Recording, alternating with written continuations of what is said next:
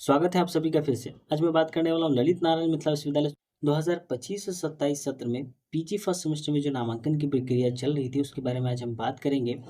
बहुत सारे ऐसे स्टूडेंट हैं जिनका फर्स्ट लिस्ट में नाम आया और नामांकन ले चुके हैं, और जिन लोगों का नाम नहीं आया वो सेकेंड लिस्ट का बहुत ही बेसब्री से इंतज़ार कर रहे हैं। तो आज मैं इस वीडियो के माध्यम से आप लोगों को बताऊंगा कि सेकेंड लिस्ट कब आने की संभावना है।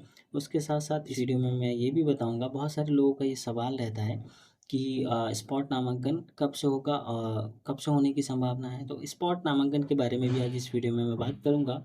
और बहुत सारे ऐसे भी स्टूडेंट मुझे मिले हैं जो कहते हैं कि सर मेरा फर्स्ट लिस्ट में नाम आया था परंतु मैं किसी कारणवश नामांकन नहीं ले पाया।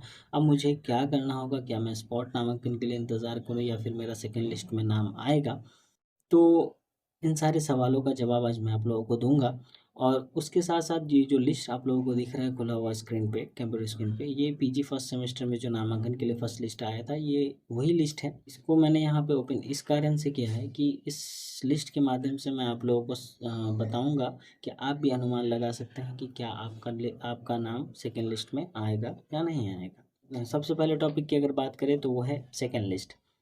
तो जैसा कि आप लोग जानते हैं फर्स्ट लिस्ट की नामांकन की प्रक्रिया 8 तक इस महीने में चली थी, परंतु उसके बाद फिर सेकेंड लिस्ट जारी नहीं किया गया और समय बहुत कम था, इस कारण से नहीं हुआ। क्योंकि बहुत सारे फेस्टिवल्स हैं, अभी आप लोगों को पता ही है, और फेस्टिवल के कारण विश्वविद्यालय बंद है। और ओपन होगा ये 29 तारीख को। 29 तारीख को जैसे ही विश्वविद्यालय खुलेगा, 29 या 30 तारीख को आप लोगों का सेकेंड लिस्ट जारी कर दिया जाएगा। उसके बाद फिर आपका जिस भी महाविद्यालय या विश्वविद्यालय के डिपार्टमेंट में अगर आपका सिलेक्शन होता है तो आप अनिवार्य रूप से नामांकन ले लेंगे। ऐसा नहीं कि नहीं मेरा तो यहाँ ना, नहीं मुझे तो यहाँ नामांकन नहीं लेना है, ऐसा करके नहीं छोड़ना है, स्पॉट के भरोसे नहीं रहना है, ठीक। और अगर बात करें कि जो बच्चे फर्स्ट लिस्ट में जिनका नाम है और नामांकन नहीं ले पाए तो उनका क्या प्रक्रिया है, तो सबसे पहले मैं आप लोगों को बता दूं कि आपका जो सवाल रहता है कि मेरा फर्स्ट लिस्ट में नाम आया था परंतु मैं किसी कारणवश नामांकन नहीं ले पाया, क्या मेरा नाम सेकंड लिस्ट में आएगा? तो एक बात तो मैं आपको कंफर्म कर दूं कि अगर आपका नाम किसी भी लिस्ट में आ गया, फर्स्ट हो, सेकंड हो, थर्ड हो, किसी भी लिस्ट में, तो आपका नाम दूसरे किसी अन्य लिस्ट में नहीं आएगा, ठीक है। तो अब आप लोग इंतजार कर रहे हो कि स्पॉट में मैं नामांकन, तो स्पॉट में सीट रहेगा तभी तो आप नामांकन लेंगे। अब मान लीजिए आपने कॉमर्स में अप्लाई किया था, मान लीजिए जूलॉजी में आपने अप्लाई किया था, अब जहाँ भीड़ बहुत ज़्यादा है वहाँ स्पॉट आएगा ही नहीं उस सब्जेक्ट में, सबसे इम्पोर्टेंट बात।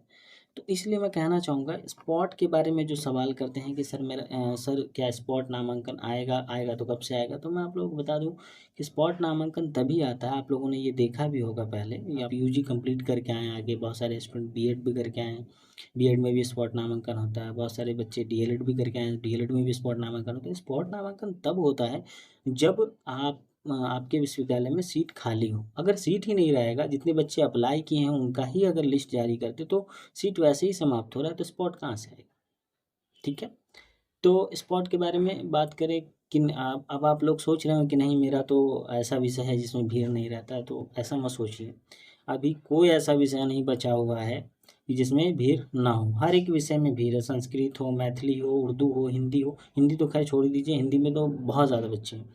तो इसलिए इस भरोसे ना रहे कि मेरा स्पॉट नामांकन आएगा मैं उसमें ले लूँगा, क्योंकि स्पॉट आने की बहुत ही कम संभावना रहती है। पीजी में सीट की संख्या बहुत कम है और बच्चों की संख्या ज़्यादा।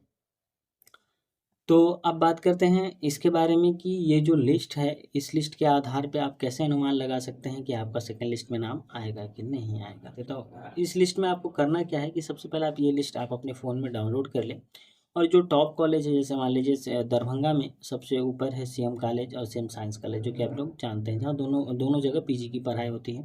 उसी प्रकार से बेगूसराय में भी बेगूसराय में जीडी कॉलेज है, और भी कॉलेज है वहाँ।